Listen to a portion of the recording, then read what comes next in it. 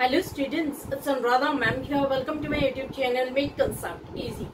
आज के video lecture में क्लास 12 अकाउंटेंसी को कंटिन्यू करते हुए मैं आपको टीएस गरेवाल बुक के आगे के क्वेश्चंस कंटिन्यू करूंगी।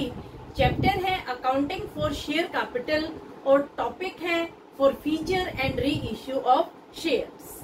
अब मैं ले रही हूँ question number 71। Question number 71 is Star Limited forfeited 500 equity shares of ₹100 each for non-payment of first call of ₹30 per share। देखो, स्टार लिमिटेड ने 500 इक्विटी शेयर्स को फॉरफिट कर दिया। क्यों फॉरफिट किया? क्योंकि फर्स्ट कॉल के 30 रुपए शेयर होल्डर ने पे नहीं किए थे। शेयर की फेस वैल्यू है 100 रुपए। The final call of ₹10 per share was not yet made। Company ने फाइनल कॉल जो 10 रुपए की थी वो शेयर होल्डर से नहीं मंगवाई। आउट ऑफ दीज 60% शेयर्स वर री इश्यूड फॉर ₹39,000 फुली पेड। जितने भी फॉरफिटेड शेयर्स थे उसके 60% शेयर्स को कंपनी ने दोबारा से री इश्यू कर दिया 39,000 रुपए के लिए as fully paid up. Journalise the forfeiture and re issue of shares. देखो, पहले पेमेंट का स्ट्रक्चर समझ लेते हैं। स्टार लिमिटेड का 100 रुपए का एक शेयर है। कंपनी किस तरह से पेमेंट मंगवा रही है? कंपनी 30 रुपए मंगवा रही है फर्स्ट कॉल पर और 10 रुपए मंगवा रही है फाइनल कॉल पर। लेकिन कंपनी ने जो फाइनल कॉल के 10 रुपए हैं वो अभी तक शेयर होल्डर्स से नहीं मंगवाए। तो हम सिर्फ बात करेंगे 100 में से 90 रुपए की, क्योंकि 10 रुपए तो कंपनी ने मंगवाए ही नहीं है। तो 10 रुपए हम 100 में से कर देंगे माइनस। तो कितने रुपए बच गए? 90 रुपए बच गए। कंपनी ने जो 90 रुपए मंगवाए हैं उसमें से शेयर होल्डर ने 30 रुपए फर्स्ट कॉल के पे नहीं किए। तो कितने रुपए उसने पे किए? देखो, 90 में से 30 माइनस करेंगे तो 60 रुपए शेयर होल्डर ने पे किए हैं। तो यहाँ पर हम लिख देंगे ₹60। ये 60 रुपीज किसके हैं? ये एप्लीकेशन प्लस अलॉटमेंट के हैं, क्योंकि हमें सेपरेट नहीं पता कि कितने एप्लीकेशन पर पे किए हैं, कितने अलॉटमेंट पर। हम दोनों को कंबाइन बताएंगे कि 60 रुपीज है एप्लीकेशन प्लस अलॉटमेंट के जो शेयर होल्डर ने पे कर दिए। तो यहाँ पर आप लिखेंगे एप्लीकेशन प्लस अलॉटमेंट। ये 60 रुपए शेयर होल्डर ने पे कर दिए। ठीक है, कंपनी ने सिर्फ 90 रुपए तक कॉल की है। 10 रुपए की जो फाइनल कॉल है ये कंपनी ने की ही नहीं, तो हम इसके बारे में कोई भी बात नहीं करेंगे। हम सिर्फ बात करेंगे 90 रुपए तक, क्योंकि कंपनी ने जो फर्स्ट कॉल 30 रुपए की मंगवाई थी वो पे नहीं हुई। इस वजह से कॉल्सन एरियर अराइज हुआ और स्टार लिमिटेड ने 500 शेयर को फॉरफिट कर दिया। फॉरफिटेड शेयर है 500 शेयर्स। अब देखो, कंपनी ने आगे क्या किया कि जो ये 500 फॉरफिटेड शेयर्स थे इनमें से 60% शेयर्स को री इश्यू कर दिया 39,000 रुपीज में as fully paid up. Fully paid up का मतलब क्या हुआ कि जब कंपनी ने शेयर्स री इश्यू किए तो शेयर की वैल्यू रखी थी 100 रुपए। ठीक है, जहां फुली पेड अप हो इसका मतलब ओरिजिनल वैल्यू रखी जाती है। तो देखो, सबसे पहले हम पास करते हैं फॉरफीचर की एंट्री।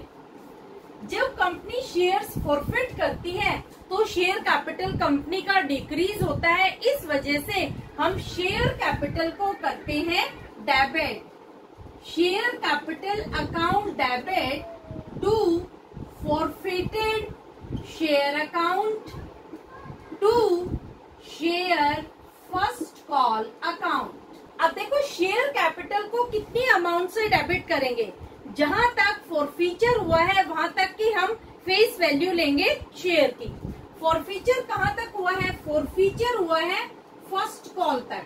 तो फर्स्ट कॉल तक शेयर की फेस वैल्यू आएगी 90 रुपए। तो देखो 500 शेयर कंपनी ने किए हैं फॉरफिट। 500 को आप मल्टीप्लाई करेंगे 90 से तो अमाउंट आएगी ₹45,000। 45,000 आप दिखाएंगे शेयर कैपिटल अकाउंट डेबिट में, तो यहाँ आप लिखेंगे ₹45,000।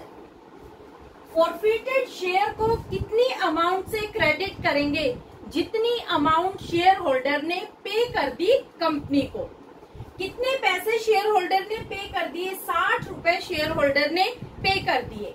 तो 500 को आप मल्टीप्लाई करेंगे 60 से तो अमाउंट आएगी ₹30,000। 30,000 आप दिखाएंगे फॉरफिटेड शेयर के सामने। शेयर फर्स्ट कॉल में कितनी अमाउंट आएगी? जितना कॉल्सन एरियर अराइज हुआ है जिस वजह से स्टार लिमिटेड ने शेयर्स को फॉरफिट किया है। कंपनी ने 30 रुपए मंगवाए थे फर्स्ट कॉल के समय। शेयर होल्डर ने 500 शेयर पर 30 रुपए के हिसाब से पैसे नहीं दिए तो 15,000 रुपए आएंगे शेयर फर्स्ट कॉल में। तो यहाँ आप लिखेंगे ₹15,000। नरेशन होगी 500 शेयर्स फॉरफिटेड। अब देखो सेकंड एंट्री में कंपनी क्या कर रही है कि 60% ऑफ फॉरफिटेड शेयर री इश्यू कर रही है। तो पहले तो हम कैलकुलेट करेंगे कि 500 का 60% कितना होगा। देखो 500 इंटू 60 डिवाइडेड बाय 100। 2 जीरो से 2 जीरो गई, 6 पंजू 30। 300 शेयर को कंपनी कर रही है री इश्यू। ठीक है, कंपनी 500 फॉरफिटेड शेयर्स में से 300 शेयर्स किसी और को बेच रही है। कितने रुपए में बेच रही है? कंपनी 39,000 में 300 शेयर्स को बेच रही है। तो जब कंपनी शेयर्स री इश्यू करती है तो कंपनी के पास पैसा आता है। पैसा आता है तो हम करते हैं बैंक अकाउंट को डेबिट। तो एंट्री होगी bank account debit to share capital account. देखो कितना पैसा आ रहा है बैंक में? बैंक में आ रहे हैं 39,000 रुपीज। तो हम बैंक अकाउंट डेबिट में लिखेंगे ₹39,000। कितने शेयर कंपनी ने री इश्यू किए हैं? कंपनी ने 300 शेयर को री इश्यू किया है।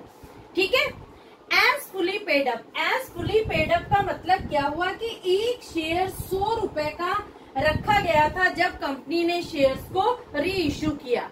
तो 300 को आप मल्टीप्लाई करेंगे 100 से तो अमाउंट आएगी ₹30,000। यानी कंपनी को 300 शेयर पर 100 रुपए के हिसाब से 30,000 रुपए मिलने चाहिए थे, लेकिन मिले कितने हैं? मिले हैं 39,000। यानी कंपनी ने शेयर्स को री इश्यू किया है महंगे रेट पर। तो जो भी डिफरेंस की अमाउंट होगी उसे हम दिखाते हैं सिक्योरिटीज प्रीमियम। तो पहले तो हम लिखेंगे शेयर कैपिटल में कितनी अमाउंट आएगी। जितनी अमाउंट कंपनी को मिलनी चाहिए थी शेयर की, कितने पैसे मिलने चाहिए थे? 30,000 रुपए कंपनी को मिलने चाहिए थे। तो हम शेयर कैपिटल को क्रेडिट करेंगे ₹30,000। अब देखो डिफरेंस कितना आ रहा है? 39,000 में से 30,000 माइनस करेंगे तो 9,000 रुपए आ रहे हैं डिफरेंस के। यानी कंपनी ने शेयर्स को 9,000 रुपए ज्यादा में री इश्यू किया है। तो जो अमाउंट एक्सेस रिसीव हुई है उसे हम दिखाएंगे सिक्योरिटीज प्रीमियम में। तो यहाँ हम लिखेंगे to securities premium account. Amount कितनी आएगी? इन दोनों का डिफरेंस आएगा ₹9,000। क्लियर? नरेशन होगी 300 शेयर्स री इश्यूड एट ₹39,000। अब देखो जो थर्ड एंट्री होती है उसमें जो फॉरफिटेड शेयर की अमाउंट होती है उसे हम ट्रांसफर करते हैं कैपिटल रिजर्व में। तो यहाँ पर फॉरफिटेड शेयर की अमाउंट है ₹30,000। तो क्या पूरे के पूरे 30,000 हम ट्रांसफर कर देंगे कैपिटल रिजर्व में? नहीं। क्यों नहीं करेंगे? क्योंकि कंपनी ने सारे 500 फॉरफिटेड शेयर्स री इश्यू नहीं किए हैं। कंपनी ने सिर्फ 300 फॉरफिटेड शेयर्स री इश्यू किए हैं। तो सबसे पहले तो हम फाइंड आउट करेंगे कि 300 शेयर पर फॉरफिटेड अमाउंट कितनी होगी।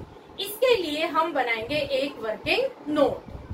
तो देखो अब मैं बना रही हूँ वर्किंग नोट। वर्किंग नोट में आपको क्या लिखना है, forfeited amount on 500 shares is equal to ₹30,000। तो forfeited amount on 300 shares will be what, question mark कर देंगे और इसे आप कर देंगे क्रॉस मल्टीप्लाई। कैसे आप कैलकुलेशन करेंगे, 30,000 इंटू 300 डिवाइडेड बाय 500। आप इसे काटेंगे तो 2 जीरो से 2 जीरो गई, 5 6 का 30, 6 तिये 18, तो 18,000 रुपए आएंगे जो कंपनी ट्रांसफर करेगी कैपिटल रिजर्व। यहाँ पर हम कोई भी अमाउंट डिडक्ट नहीं करेंगे। क्यों नहीं करेंगे, क्योंकि जब कंपनी ने शेयर्स को री इश्यू किया है तो कंपनी को प्रॉफिट हुआ है, गेन हुआ है, तो यहाँ पर डिडक्शन का तो कोई सवाल ही नहीं होता। हम डिडक्ट कब करते हैं, जब कंपनी को री इश्यू के समय कोई लॉस होता है, कंपनी कोई डिस्काउंट देती है, तो उस डिस्काउंट की अमाउंट को हम डिडक्ट करते हैं। यहाँ पर 18,000 में से कोई भी अमाउंट डिडक्ट नहीं की जाएगी। तो पूरे के पूरे 18,000 रुपए हम ट्रांसफर करेंगे कैपिटल रिजर्व। तो एंट्री होगी forfeited share account debit to capital reserve account, amount आएगी ₹18,000। नरेशन होगी gain on re issue transfer to capital reserve. तो ये है सोल्यूशन क्वेश्चन नंबर 71 का। देखो मैंने आपको फॉरफीचर और री इश्यू के क्वेश्चन नंबर 63 टू 71 सारे क्वेश्चन सीरीज में एक्सप्लेन किए हैं, इजीएस्ट मैनर में एक्सप्लेन किए हैं। आप प्लेलिस्ट देख लेना, उसमें आपको सारे क्वेश्चन ऑर्डर में मिलेंगे। देखो फॉरफीचर और री इश्यू ये दोनों ही टॉपिक बहुत इम्पोर्टेंट है आपके final examination point of view के लिए, क्योंकि सीबीएसई एग्जाम में जरूर फॉरफीचर और री इश्यू के क्वेश्चंस आते हैं।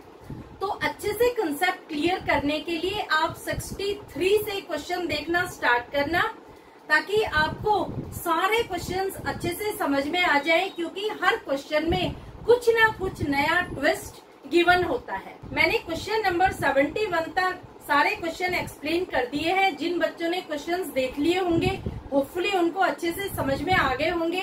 एक काम और करना, ज्यादा से ज्यादा वीडियोस को सर्कुलेट करना, क्योंकि बच्चों को फॉरफीचर और री इश्यू इन दोनों ही टॉपिक में बहुत ज्यादा प्रॉब्लम्स अराइज होती है। तो मैं चाहती हूँ कि मेरे वीडियोस के थ्रू ज्यादा से ज्यादा बच्चों के कंसेप्ट क्लियर हो। Thank you.